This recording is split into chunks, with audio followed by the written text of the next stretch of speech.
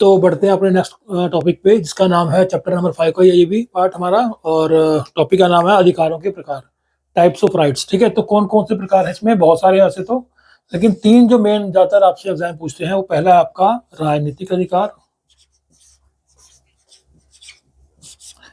Number 2 आर्थिक अधिकार, और नंबर 3 आपके प्राकृतिक अधिकारों का सिद्धांत, प्राकृतिक अधिकार। ठीक है, तो जैसा मैंने पहले भी इन टॉपिक बात हो चुकी है, अलग अलग सिद्धांतों में इसका वर्णन हुआ है। तो तीन अभी मेन हमारे राजनीतिक, आर्थिक और प्राकृतिक अधिकार। तो राजनीतिक या पॉलिटिकल राइट्स कौन से आपके अगर हम प्राकृतिक अधिकारों की बात करें तो आपके मेन मेन पॉलिटिकल राइट्स कौन कौन से हैं? तो उसमें पहला तो आपका है वोट देने का अधिकार। ठीक है, आपको सभी व्यक्तियों को, सभी नागरिकों को किसी भी देश में जब वोट का अधिकार देना अधिकार हो, बिना जाति, भाषा, धर्म, रंग या लिंग के आधार भेदभाव के बिना सबको वोट का अधिकार हो, उसको हम बोलते हैं आपका पहला जो है राजनीतिक अधिकार। वोट का अधिकार हो, अपनी पार्टी बनाने का अधिकार हो, अपनी मनपसंद पार्टी चुनने का अधिकार हो, इलेक्शन लड़ने का अधिकार हो, नागरिकता का अधिकार हो, उसको हम बोलते हैं राजनीतिक अधिकार। ठीक है, उसके बाद हम बात करें आर्थिक अधिकारों की, तो यहाँ पे कुछ मेन अधिकार कौन से आपके? समान काम समान वेतन का अधिकार है, अपनी मर्जी से अपना कोई पेशा या व्यवसाय चुनने का अधिकार है। तो इनको हम आर्थिक अधिकारों की श्रेणी में गिनते हैं। और लास्ट में आपका आ गया प्राकृतिक अधिकार, नेचुरल राइट्स। तो नेचुरल राइट में पहले बताया आपको कि नेचुरल राइट्स तीन माने गए हैं मेन। इनमें जो जॉन लॉक का कॉन्सेप्ट था, उसमें तीन मेन प्राकृतिक अधिकार माने गए, आपका जीवन का, संपत्ति का और स्वतंत्रता का, तीन अधिकार माने गए। और तीनों ही एक दूसरे की पूर्ति करते हैं। अगर तीनों में से एक भी अधिकार नहीं है, ऐसा उनका कहना था कि अगर तीनों में से एक भी अधिकार व्यक्ति के पास नहीं है तो उसका जीवन व्यर्थ है, फिर अधिकारों का कोई मायने नहीं है। तो ये तीन अधिकारों में आपको एग्जाम के अंदर कोई भी दो अधिकारों में कोई भी आपसे क्वेश्चन पूछ सकता है। कानूनी अधिकार भी कई बार बात करते हैं इसकी कि कानूनी अधिकार क्या होते हैं। तो जिनको कानूनी मान्यता प्राप्त हो और कानून जिनका संरक्षण करे, उनको हम कानूनी अधिकार बोलते हैं। जिसमें मौलिक अधिकार भी आपके हैं। ठीक है, तो ये अलग अलग टाइप्स हैं अधिकारों के, जो अलग आधार पे उन श्रेणियां बनती हैं और कोई भी इनमें से क्वेश्चन आपसे पूछ सकता है। नैतिक अधिकार की बात भी होती है, हालांकि वो नैतिक कर्तव्य मान लो आप। ठीक है, तो बेसिकली ज्यादातर एग्जाम में जो क्वेश्चन है वो आपका इन दो पार्ट में से पूछते हैं, या फिर 1 मार्कर में आपका ये 2 मार्कर में प्राकृतिक अधिकारों का सिद्धांत आपसे पूछ लेगा। ठीक है, उसके बाद अगर हम बात करें नेक्स्ट टॉपिक की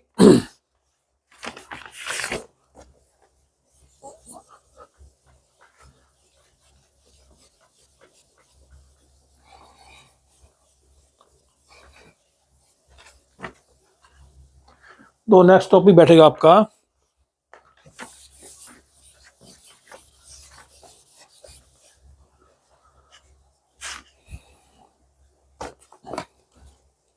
अधिकार क्यों जरूरी है। तो ये तो खुद भी आप आंसर लिख सकते हो, अधिकार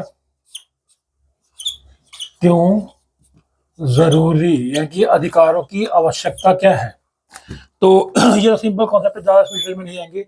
आपको अधिकार क्यों चाहिए? तो अपने बेहतर जीवन के लिए, अपने संपूर्ण विकास के लिए आपको अधिकार चाहिए। समाज में आपकी अपनी स्थिति हो, आप अपनी मर्जी से कोई काम कर सकें, तो अधिकार हमारे लिए इसलिए बहुत जरूरी है कि व्यक्तित्व के संपूर्ण विकास के लिए व्यक्ति के अधिकार बहुत जरूरी हैं, ताकि हर व्यक्ति को समाज में समान दर्जा मिले, सबको बराबर माना जाए, उसको आगे बढ़ने का मौका मिले, उसको बेहतर जीवन जीने का मौका मिले, समान अवसर मिले उसको। तो अपने जो उसको जीवन मिला है उसको, उसका वो संपूर्ण उपभोग कर सके और स्वतंत्रतापूर्व उपभोग करे, और समाज में जो व्यक्ति चाहता है वो उसको मिले, जो कानून के दायरे में हो। तो अधिकार इसलिए हमारे लिए बहुत जरूरी है कि व्यक्तित्व के संपूर्ण विकास के लिए अधिकार बहुत जरूरी है। अगर नेक्स्ट टॉपिक की हम बात करें तो नेक्स्ट टॉपिक हमारे सामने आ गया अधिकार और जिम्मेदारियां। ये हमारा बहुत इंपॉर्टेंट टॉपिक है, अधिकार और जिम्मेदारियां, अधिकार और जिम्मेदारियां।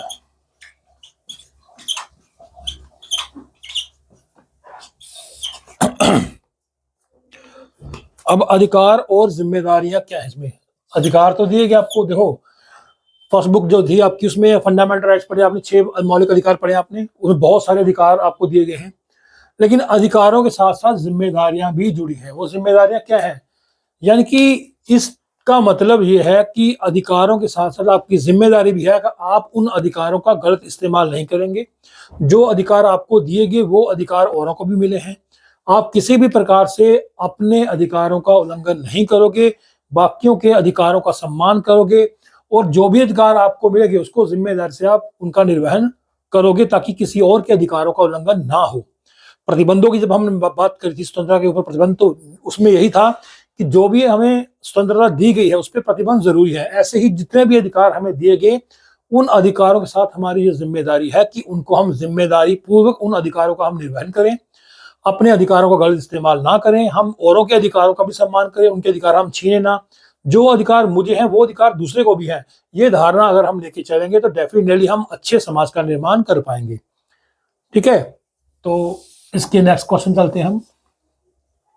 ये बहुत छोटे टॉपिक भी है, इनमें बहुत सारे, लेकिन आपको ध्यान देना है कि एग्जाम में क्या पूछ रहा है आपसे। अब चैप्टर नंबर 6 पे हम आगे, नागरिकता और सिटीजनशिप चैप्टर आपका, ये भी बहुत इंपॉर्टेंट चैप्टर है आपका, चैप्टर 6 सिटीजनशिप। ठीक है, सिटीजनशिप में आपका जो मेन है नागरिकता, इसमें बहुत सारे टॉपिक हैं आपके।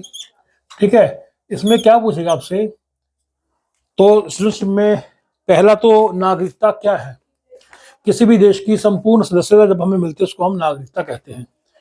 नागरिकता में 2-4 चीजें बहुत ध्यान रखनी है आपको कि हर देश में नागरिकता के अलग अलग प्रावधान होते हैं। विश्व के अंदर बहुत सारे देश हैं और सभी देशों ने अपने अपने कुछ नियम निर्धारित कर रखे हैं नागरिकता के। अब नागरिकता मतलब क्या है, किसी देश की जब हमें संपूर्ण और समान सदस्यता मिलती है कि हम इस देश के नागरिक हैं, उसको हम नागरिकता बोलते हैं। अब किसी देश का सदस्य होने के नाते हमें फायदा क्या उसका, हमें उस देश के सारे वो लाभ, सारी वो संसाधन, उनका हम इस्तेमाल कर सकते हैं जो सरकार ने दिए हैं, जो हमारे संविधान ने हमें दिए हैं। हमें वो सम्मान मिलता है, हमें वो अधिकार मिलते हैं। हमें एक नागरिक होने के नाते हम उन सारी सुविधाओं का लाभ भी उठा सकते हैं जो उस देश के बाकी नागरिकों को मिलती है। तो नागरिक होना एक बहुत ही गर्व की बात भी है ये हमारे लिए कि हम किसी देश के नागरिक हैं, और सम्मान की बात भी होती है। ठीक है, तो नागरिकता क्या है ये मैंने कॉन्सेप्ट बता दिया आपको। तो पहला टॉपिक हमारा पड़ेगा कि नागरिकता के तरीके क्या है। नागरिकता के तरीके क्या क्या है, तरीके में नागरिकता पाने के तरीके क्या हैं, कैसे हम भारत की नागरिकता पा सकते हैं। दोस्त फिर रिपीट कर रहा हूं, नागरिकता हम कैसे एक्वायर कर सकते हैं। फिर रिपीट कर रहा हूं, हर देश के नियम कायदे अलग हैं। भारत में नागरिकता पाने के तरीके क्या है, तो उसमें कुछ खास है। पहला तो है बाय बर्थ। बाय बर्थ ही आप जन्मजात, जिसको नागरिकता बोलते हैं, क्या बोलते हैं, जन्मजात नागरिकता।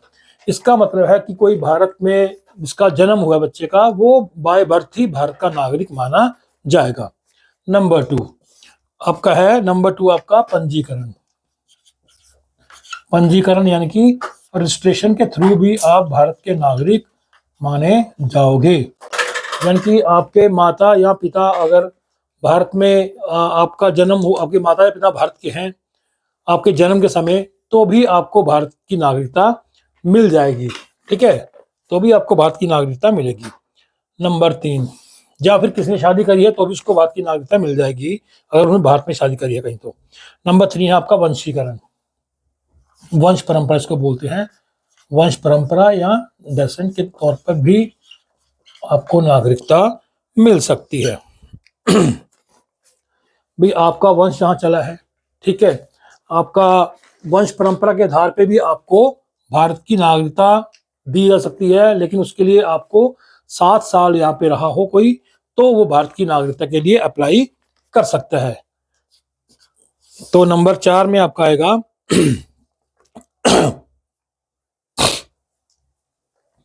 नंबर 4 में आपका आएगा कि किसी भू क्षेत्र, प्राकृतिक या नेचुरलाइजेशन, प्राकृतिक या फिर नेचुरलाइजेशन के थ्रू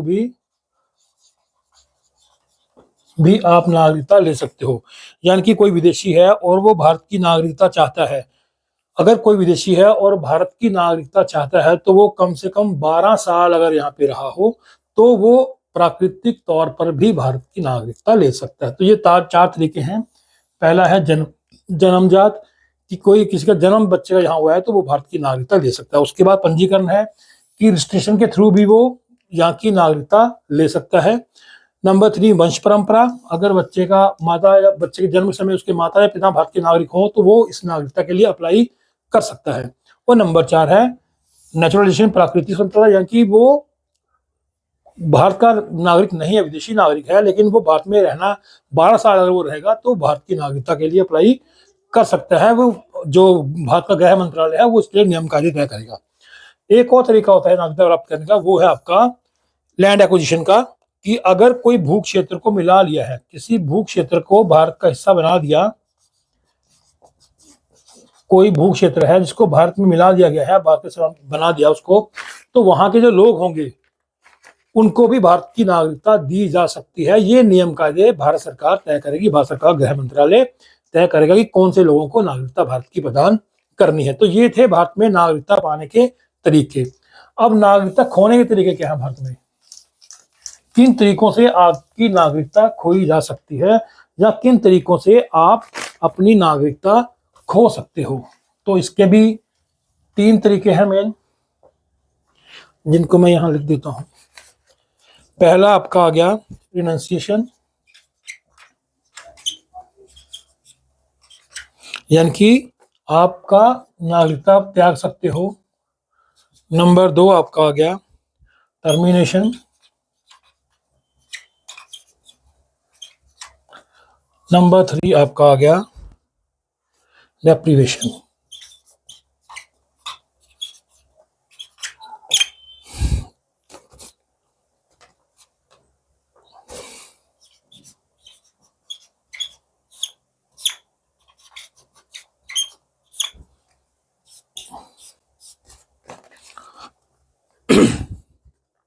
देखो, ये 3 तरीकों से आप भारत की नागरिकता आपकी छीनी जा सकती है, या आप नागरिकता अपनी खो सकते हो। पहला रिनंसिएशन है कि आप भारत की नागरिकता आपके पास है, लेकिन आपके साथ उसके साथ साथ आपको किसी और देश की नागरिकता भी है, तो आपकी नागरिकता खत्म हो जाएगी। नंबर 2 टर्मिनेशन, आपने किसी और देश की नागरिकता ले ली तो आपकी नागरिकता समाप्त मानी जाएगी। नंबर 3 डेप्रीवेशन, अगर आपने देश को हानि पहुंचाई है, कोई देशद्रोह वाला काम किया है, या सैन्य खुफिया जानकारी आपने उसको कहीं दुश्मन के साथ साझा किया है, या कोई भी प्रकार से जहां पे देश का नुकसान हो रहा है, तो उस तरीके देशद्रोह कह लो, तो उस कंडीशन में भी आपकी नागरिकता छीनी जा सकती है। क्लियर? आप 2 देशों की नागरिकता लेके चल रहे हो तो आपकी नागरिकता जाएगी, आपने किसी और देश की नागरिकता ले ली तो भी आपकी नागरिकता जाएगी, जबकि आप स्वयं उसको छोड़ सकते हो नागरिकता। और नंबर 3, आपने कोई देश को हानि पहुंचाई है, कोई देशद्रोह वाला काम किया है, तो उस कंडीशन में भी आपकी नागरिकता छीनी जा सकती है। 3 तरीके आपके थ्रू आप अपनी नागरिकता खो भी सकते हो। बढ़ते हैं अपने नेक्स्ट टॉपिक पे।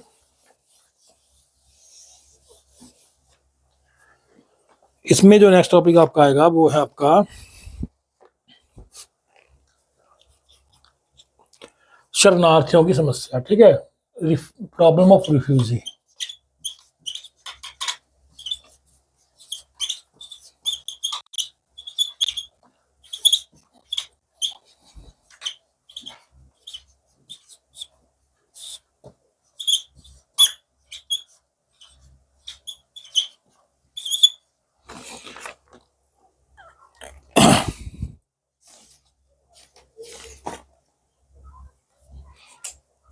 ठीक है, देखो इसमें 2 चीजें हैं, एक तो रिफ्यूजी होते हैं, एक होते हैं माइग्रेंट। ठीक है, एक होते हैं माइग्रेंट। माइग्रेंट में तो एक तो वो हो गए जो कि अपने देश से या अपने देश के अंदर ही या अपने देश से बाहर कहीं चले गए। ठीक है, अच्छे जीवन यापन के लिए या अच्छी नौकरी पाने के लिए वो चले गए। ठीक है, उसको प्रवासी हम बोल सकते हैं, जो कि अच्छे काम काज की अच्छे लाइफस्टाइल के लिए वो अब एक जगह से दूसरी जगह चले गए हैं। एक होते हैं शरणार्थी, जो अब किसी अवैध रूप से किसी और देश में घुस गए, वो चाहे अच्छे जीवन के लिए गए हो चाहे किसी और काम के लिए हो, लेकिन वो अवैध रूप से कहीं चले गए तो और वो शरणार्थी बन गए, तो उनको हम शरणार्थी की श्रेणी में गिनते हैं। तो ये क्वेश्चन बहुत ज्यादा, माइग्रेशन के तरीके क्या है, माइग्रेशन क्यों होता है? कहीं युद्ध हो गया, अकाल पड़ गया, कोई सूखा पड़ गया, या महामारी फैल गई, तो उस कंडीशन में लोग माइग्रेट होते हैं एक जगह से दूसरी जगह। कोई विकास की परियोजना शुरू हो गई तो लोगों को एक जगह से दूसरी जगह माइग्रेट होना पड़ता है। वो इंटरनल भी हो सकता है, एक्सटर्नल भी हो सकता है, देश के अंदर भी हो सकता है, देश के बाहर भी हो सकता है। लेकिन एक होता है कि जो इलीगल तरीके से किसी और देश में जाते हैं उनको हम शरणार्थी बोलते हैं। उनकी समस्या क्या है? रिफ्यूजी, एज ए रिफ्यूजी उनको माना जाता है। आजकल सुन रहे होंगे आप न्यूज़ की, बहुत ज़्यादा अमेरिका के अंदर से बहुत ज़्यादा इंडियंस को डिपोर्ट, खाली इंडियंस नहीं, मैक्सिको के, इक्वाडोर के या और कंट्री के जो सिटीजन हैं जो इलीगल तरीके से डंकी रूट के थ्रू जो अमेरिका में गए, उनको भी देखो आप कि अमेरिका जो है डिपोर्ट कर रहा है उनके देशों में वापस। अभी 2 प्लेन अमेरिका के इंडिया में आए हैं, जो जहाँ से कुछ 104 और 125 के आसपास जो इंडियंस थे जो एज ए रिफ्यूजी वहाँ थे, उनको वहाँ से माइग्रेट कर, उनको इधर डिपोर्ट कर दिया इंडिया में वापस। ठीक है, तो ये समस्याएं क्या है? तो क्वेश्चन यहाँ से आपसे एग्जाम में पूछेगा कि शरणार्थी क्या होते हैं और उनकी समस्याएं क्या होती हैं। तो शरणार्थी मैंने बोल दिया, रिफ्यूजी कौन है? जो अपने देश छोड़ के किसी और देश में अच्छे जीवन यापन के लिए चले गए इलीगल तरीके से, अब उनको हम बोलते हैं रिफ्यूजी। ठीक है, अब इनकी समस्याएं क्या रहती हैं? पहली समस्या तो यही है कि जिस देश में जाते हैं उस देश के ये नागरिक नहीं है, तो इनको पूर्ण अधिकार वहां के मिलते नहीं। नंबर 2, जो उस देश के लोग हैं वो इनको अच्छा नहीं मानते, उनको ये लगता है कि ये लोग अवैध रूप से हमारे देश में घुसे हैं, और इस आधार पे कई देशों में नस्लीय भेदभाव भी होते हैं, उन पे हिंसा का इस्तेमाल भी होता है। वो लोग, उन लोगों को ये भी लगता है कि ये हमारे संसाधन कम कर रहे हैं, ये हमारी नौकरियां खा रहे हैं, नौकरियां इनको इतनी आसानी से नहीं मिलती हैं, लेकिन इलीगल तरीके से नौकरी भी कर लेते हैं बिना कम सैलरी पे भी। तो डेफिनेटली उन लोगों को लगता है कि ये लोग हमारी नौकरियां भी कम हो रहे हैं, हमारे संसाधन कम हो रहे हैं, तो कहीं ना कहीं उस देश के जो मूलवासी हैं, वो जो लोग हैं, वो भी इनको अच्छा नहीं मानते। फिर इन लोगों को बहुत सारा टाइम अपना गरीबी में निकालना पड़ता है, इनको डर के माहौल में इनको कई बार जीना पड़ता है। उस देश के कानून इतने सख्त होते हैं, कई बार इनको पकड़ लिया जाता है और जेलों में डाल दिया जाता है, कई बार इनको उस कंट्री से वापस डिपोर्ट करके वापस अपने देश में भेजा जाता है। तो इन लोगों को बहुत सारी समस्याओं का सामना करना पड़ता है, इनको समान सदस्यता उन देशों की नहीं मिलती है, समान अधिकार नहीं मिलते हैं। तो ये प्रॉब्लम्स रिफ्यूजीज की बनी रहती है। इसके लिए यूनाइटेड नेशन का एक कमीशन बना है, UNHCR, United nation high commission for refugee, जो कि शरणार्थियों के लिए काम करता है। तो ये भी एक क्वेश्चन आपको एग्जाम में पूछ रहा है कि शरणार्थियों की समस्याएं क्या होती हैं। इसके बाद एक कॉन्सेप्ट और है हमारे सामने, जो हमारा है कॉन्सेप्ट,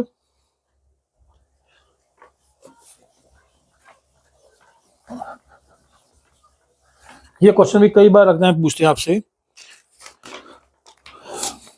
ये है आपका सार्वभौमिक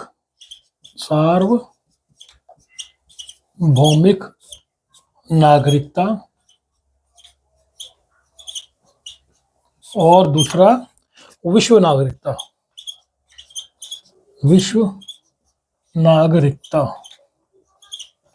इसमें एक संकल्पना हम वो जोड़ते हैं, वो है विश्वग्राम की। किसकी? विश्वग्राम या फिर ग्लोबल विलेज। अब यहाँ पे ये तीनों संकल्पनाएं क्या है, इनका मतलब क्या है? देखो, सार्वभौमिक नागरिकता यानी कि यूनिवर्सल सिटीजनशिप,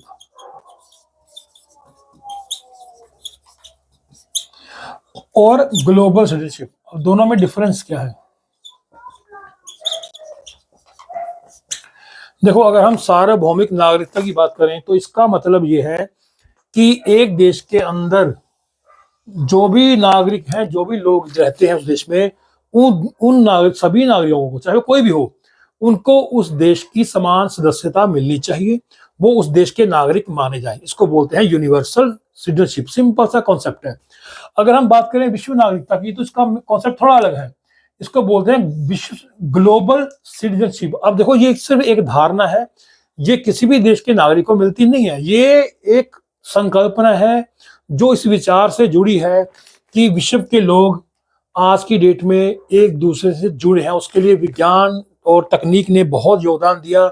इंटरनेट है, सोशल मीडिया है, मोबाइल फोन्स हैं, इतनी टेक्नोलॉजी आ गई है कि अब व्यक्ति अपने देश के अंदर बैठ के ही और देशों के साथ अपने अपने विचार उनके तक पहुंचा रहे हैं, अपने व्यापार हो रहा है, कई चीजें हो रही हैं।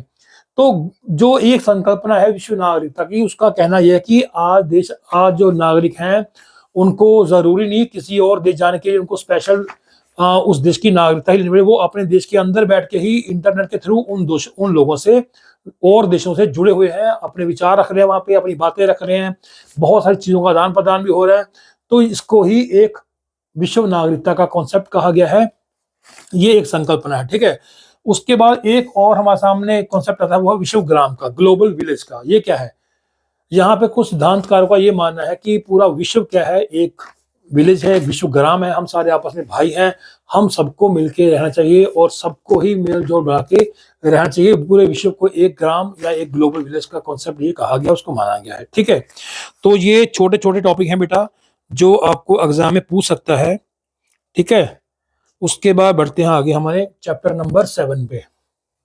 चैप्टर नंबर 7 जो हमारा है वो आ गया राष्ट्रवाद का। ठीक है, उसमें भी देखो ये सब छोटे छोटे टॉपिक हैं, लेकिन क्वेश्चन इनमें बहुत सारे पूछ लेते हैं आपसे।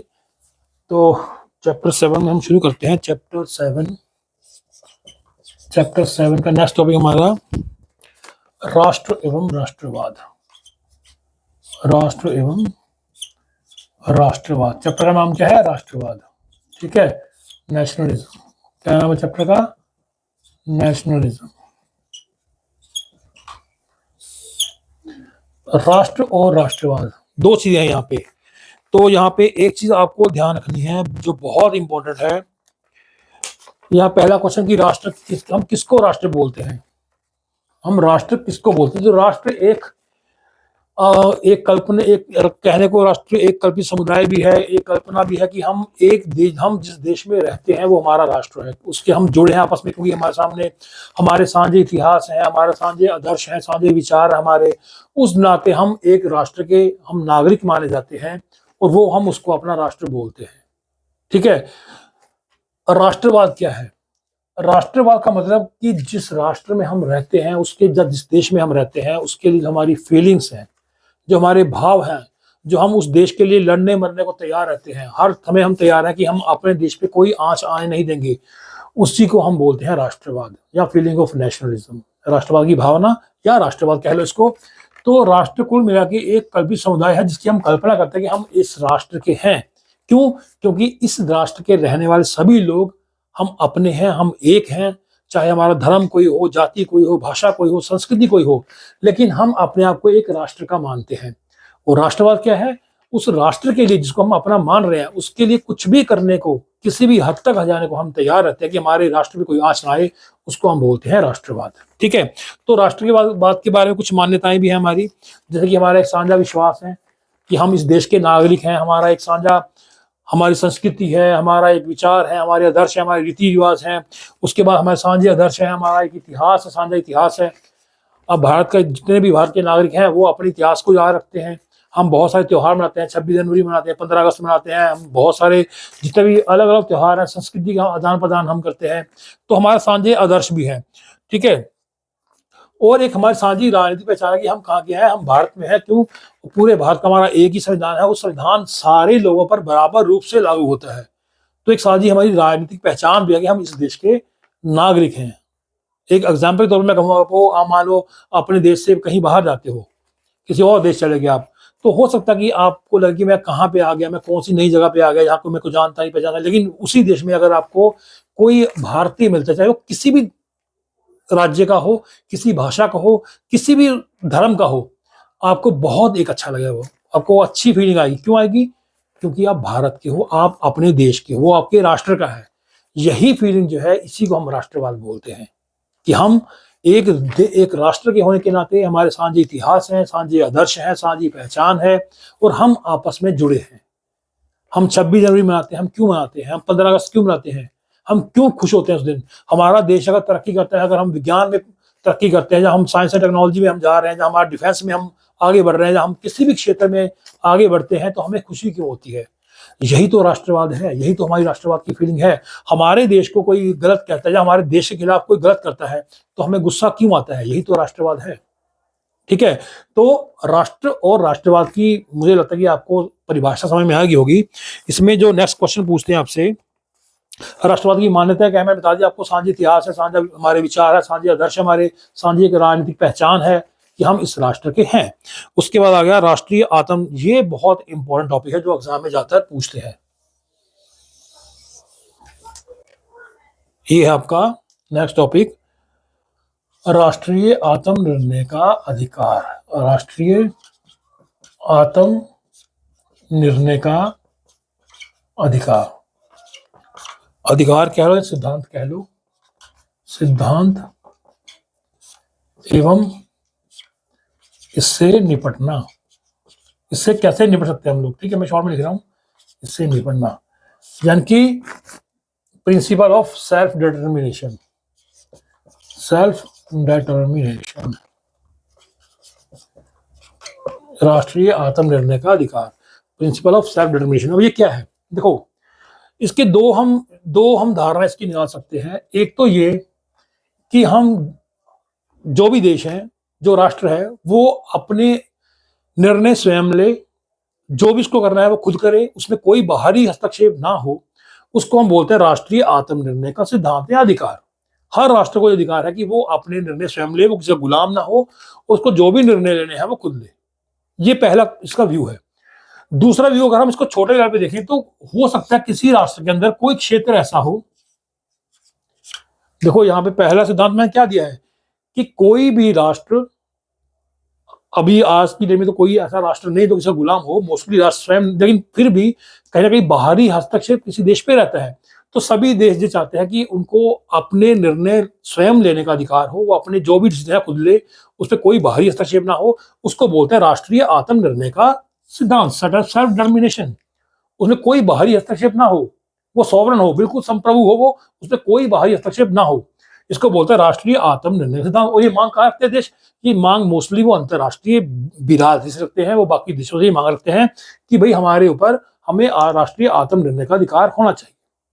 लेकिन अगर हम इसके दूसरे लेवल पे आए तो हो सकता है कि किसी भी देश के अंदर कोई क्षेत्र ऐसा हो जो राष्ट्रीय आत्मनिर्णय का अधिकार मांग रहा हो। अब इसको हम अलगाववाद से जोड़ सकते हैं कि वो चाहता हो कि भाई मैं इस क्षेत्र को इस देश से अलग कर दूं, और वो आत्मनिर्णय का अधिकार मांग रहा है। अब यहाँ पे इसका दूसरा देखो, यहाँ पे पॉइंट अलग आ गया, यहाँ राष्ट्रीय, यहाँ पॉइंट अलग आ रहा है, तो इसको हम अलगाववाद से भी जोड़ सकते हैं। तो ये चीज जायज नहीं है, ये चीज हम जायज मान सकते हैं, लेकिन इसको हम जायज नहीं मान सकते कि कोई क्षेत्र अपने आप को अलग करके वो आत्मनिर्णय का अधिकार मांग रहा है। दूसरी बात, हो सकता है वो देश के अंदर रहकर ही आत्मनिर्णय का अधिकार मांग रहा है, तो उस कंडीशन से यहाँ पे जो नेक्स्ट टॉपिक आपका कि इससे हम कैसे निपट सकते हैं। तो यहाँ पे अगर किसी क्षेत्र से, देखो किसी भी देश में, ज्यादातर देशों में भाषा के आधार पे, धर्म के आधार पे, संस्कृति के आधार पे बहुत सारे लोग रहते हैं, अलग समुदाय रहते हैं वहां पे, तो हो सकता है उनकी अपने अपने डिमांड्स हो, तो उनको डेफिनेटली ऐसी फिर मांगे उठनी शुरू होती हैं। तो उन मांगों से कैसे निपटा जाए, कैसे उनके आत्मनिर्णय के अधिकारों को समेटा जाए, कैसे उसको कंट्रोल किया जाए, कैसे उसको ठीक किया जाए, कैसे दूर किया जाए उसको, तो उसका सिंपल सा तरीका यह है कि हमें लोकतांत्रिक तरीके अपनाकर, लोकतांत्रिक तरीके, डेमोक्रेटिक मीन्स के थ्रू हम ऐसे चीजों से हम निपट सकते हैं। अगर कोई क्षेत्र में कोई समूह, कोई संस्कृति के लोग, कोई समुदाय के लोग डिमांड कर रहे हैं, वो अपने ज्यादा अधिकार मांग रहे हैं, हम अलग बात नहीं कर रहे, अलगाव की तो हम बात नहीं कर रहे, लेकिन अगर वो कुछ सुविधाएं मांग रहे हैं या कुछ अपना अधिकार मांग रहे हैं, तो डेफिनेटली ऐसे तरीकों से हम लोकतांत्रिक तरीके से हम निपट सकते हैं, उनसे बातचीत की जाती है, उनको स्पेशल राइट्स दिए जाते हैं। भारत में अगर हम बात करें, जब देश आजाद हुआ तो हमने जम्मू कश्मीर के लिए अलग प्रावधान किए, नागालैंड मणिपुर के लिए अलग प्रावधान किए। क्यों? हमने कुछ राज्यों को स्पेशल स्टेटस दिया, क्यों? ताकि उनको उनकी जो समस्याएं हैं, जो उनकी डिमांड्स हैं, जो जायज हैं, जो लीगल है, उसको हम उनको शांत करने के लिए उनको हम स्पेशल स्टेटस दें। तो डेफिनेटली अगर और क्षेत्रों से ऐसी मांगे उठती है तो जायज हो। नए राज्य बनाना समाधान नहीं है, हम कितने राज्य बना देंगे, हर राज्य से अगर छोटे छोटे क्षेत्र भी अपनी मांग रखेंगे तो हम ये नहीं कर सकते, हम बहुत ज्यादा राज्य नहीं बना सकते, एक सोल्यूशन नहीं है।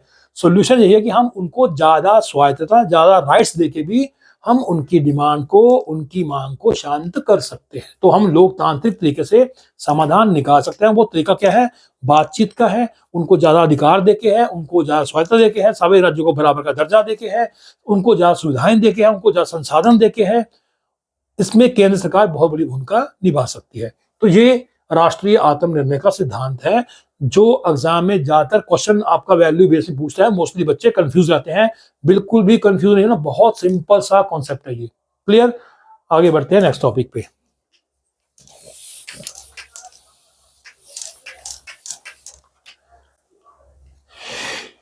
अब आ गया चैप्टर नंबर आपका 8। अच्छा, इसमें एक और है अंतरराष्ट्रीयवाद।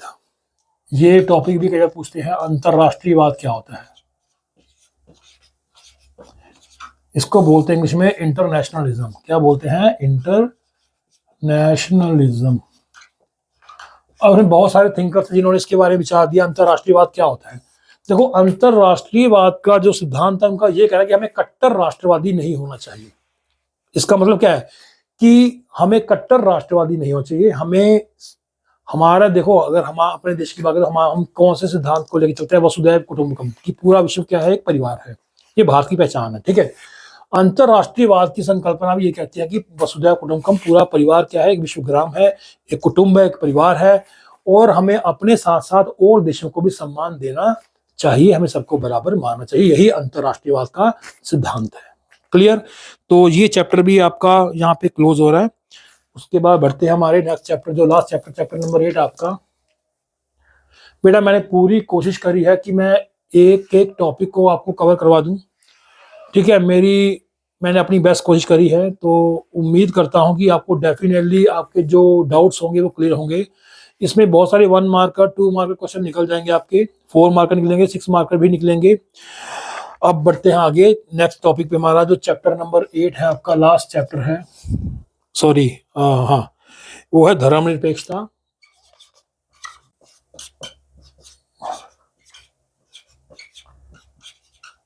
इसको बोलते हैं इंग्लिश में सेकुलरिज्म, ठीक है। क्या बोलते हैं? सेकुलरिज्म। अब यहाँ पे देखो 2-3 चीजें हैं। पहली बात तो कि धर्मनिरपेक्षता का अर्थ क्या होता है। तो धर्मनिरपेक्षता का अर्थ क्या है? देखो, क्वेश्चन में आंसर है धर्म से निरपेक्ष रहना। धर्म से निरपेक्ष रहना, कि धर्म से दूर रहना। कौन दूर रहेगा? हम लोग तो दूर नहीं रह सकते। हमारा कोई धर्म है, हमारे देश के अंदर बहुत सारे धर्म है, हिंदू, मुस्लिम, सिख, ईसाई, क्रिश्चियन, बौद्धी, जैनी, पारसी, लिंगायत, बहुत सारे धर्म भारत में। हर कोई अपने धर्म को मान रहा है, उसका सम्मान कर रहा है, उसका पूजा पाठ कर रहा है, कर्मकांड कर रहे हैं अपने। तो धर्म से निरपेक्ष कौन रहेगा? तो धर्म से निरपेक्ष रहेगा राज्य। राज्य मीन सरकार, सरकार मीन देश की सरकार। जहां राज्य का जो इस्तेमाल है वो सरकार के लिए होता है। तो धर्मनिरपेक्ष राज्य के नाम से क्वेश्चन पूछेगा आपसे कि धर्मनिरपेक्ष राज्य कौन सा। तो सबसे पहले सेकुलरिज्म या धर्मनिरपेक्षता का अर्थ क्या है? तो धर्मनिरपेक्षता का अर्थ होता है कि धर्म से दूरी बना के रखना। कि राज्य सरकार का कोई अगर क्वेश्चन पूछे कि धर्मनिरपेक्ष राज्य की परिभाषा दीजिए, तो धर्मनिरपेक्ष राज्य वो होता है जिसका कोई भी आधिकारिक धर्म नहीं होता, ऑफिशियल रिलीजन उस कंट्री का कोई नहीं होता।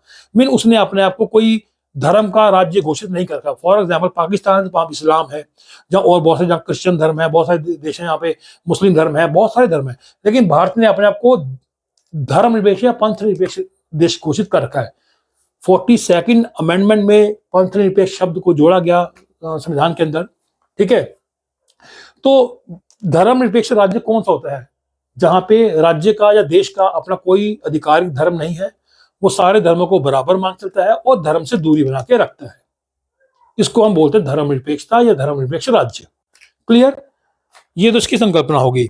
उसके बाद आपका नंबर जो नेक्स्ट टॉपिक आ गया, वो इसमें मैं ऐड कर देता हूं, वो आपका आ गया, ये तो आपका टॉपिक बन गया कि धर्मनिरपेक्षता क्या है या इसका धर्मनिरपेक्ष राज्य कौन सा होता है। अब इसमें जो सबसे इंपॉर्टेंट जो नेक्स्ट क्वेश्चन पूछता है वो है आपका धर्मों के बीच वर्चस्व। धर्मों के बीच वर्चस्ववाद।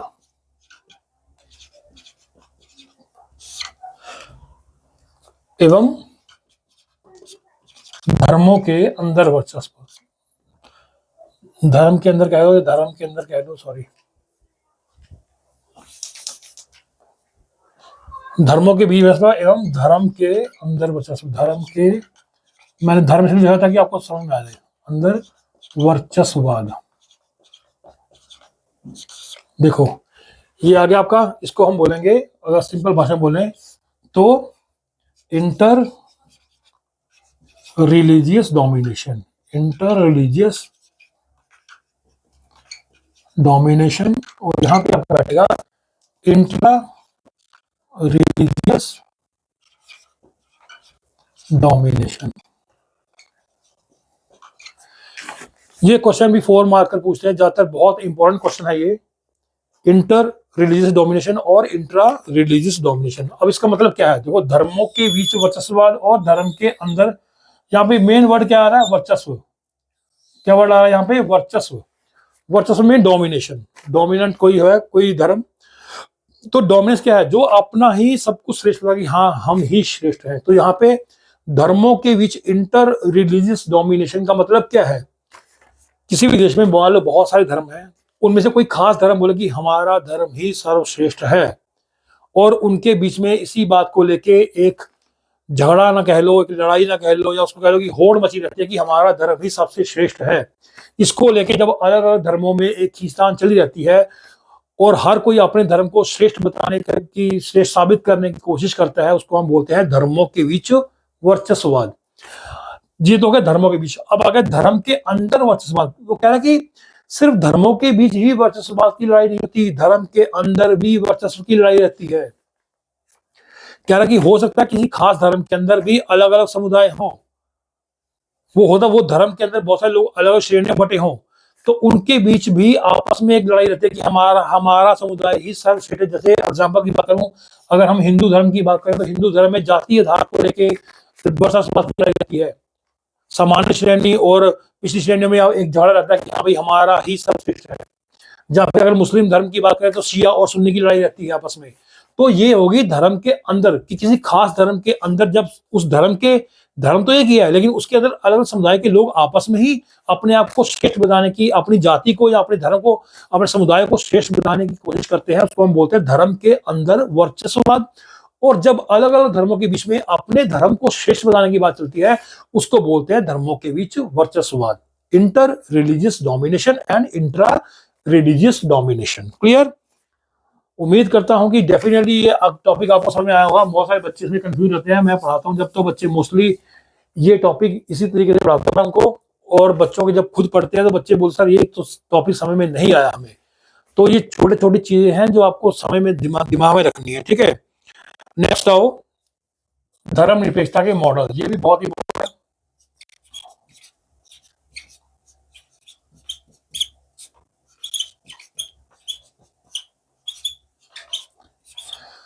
तो मॉडल कौन कौन सा है यहाँ पे, ठीक है। Model of secularism,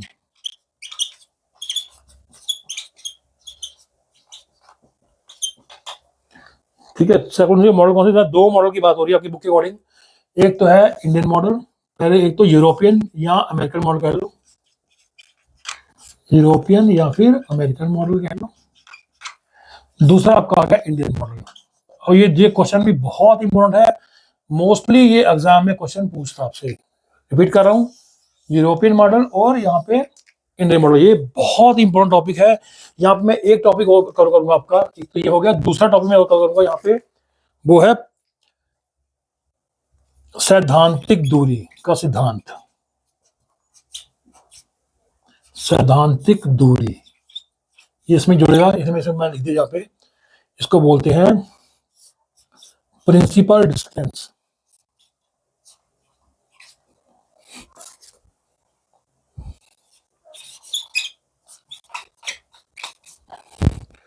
principal distance, ठीक है, और सैद्धांतिक दूरी का सिद्धांत हिंदी में।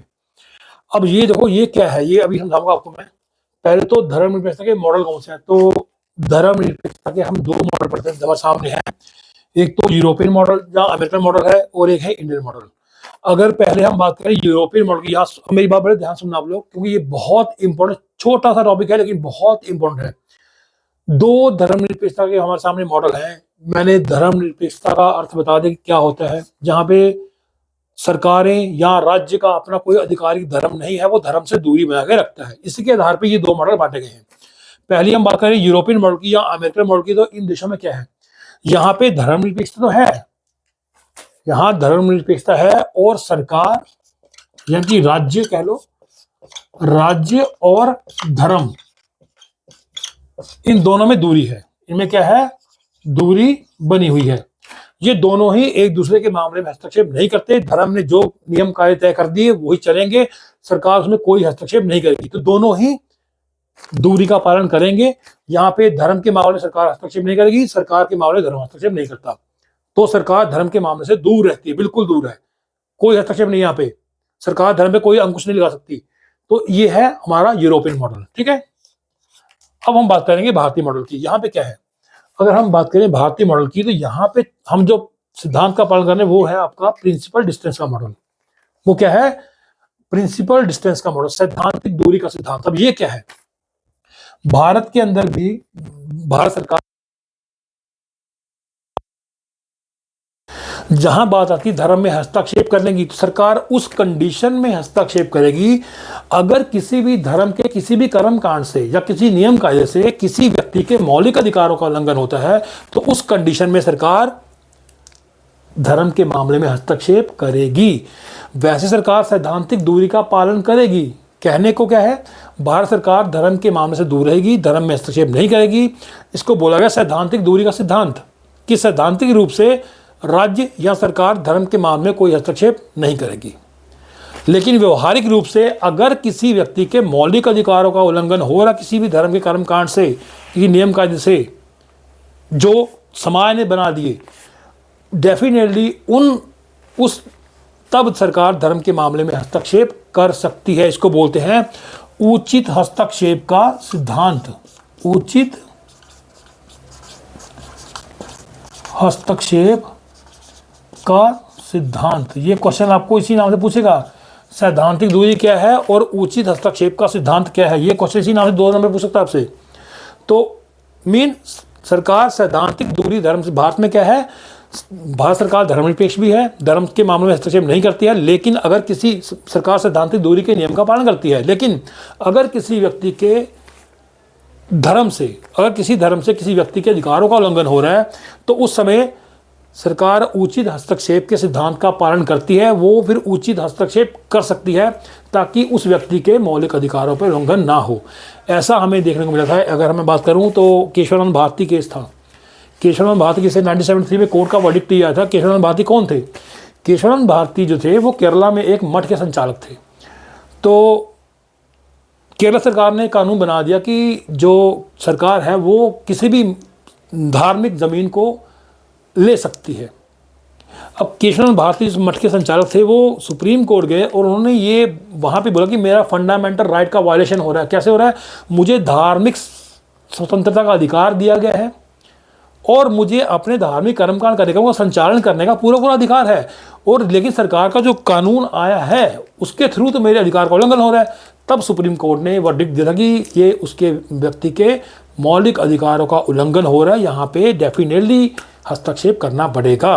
तो केशवानंद भारती केस जीत गए थे ये और उनको अधिकार मिला। तो कहने का मतलब ये है कि सरकार तब तक धर्म से दूर रहेगी जब तक धर्म के मामले में, धर्म के किसी भी कर्मकांड से किसी व्यक्ति के अधिकारों का उल्लंघन हो रहा। लेकिन जैसे ही किसी व्यक्ति के, किसी धर्म के किसी कर्मकांड से व्यक्ति के किसी अधिकार का उल्लंघन हो, उस कंडीशन में सरकार उचित हस्तक्षेप के सिद्धांत को अपनाती है और उचित हस्तक्षेप कर सकती है। तो ये आपका नेक्स्ट टॉपिक था। आगे बढ़ते हैं।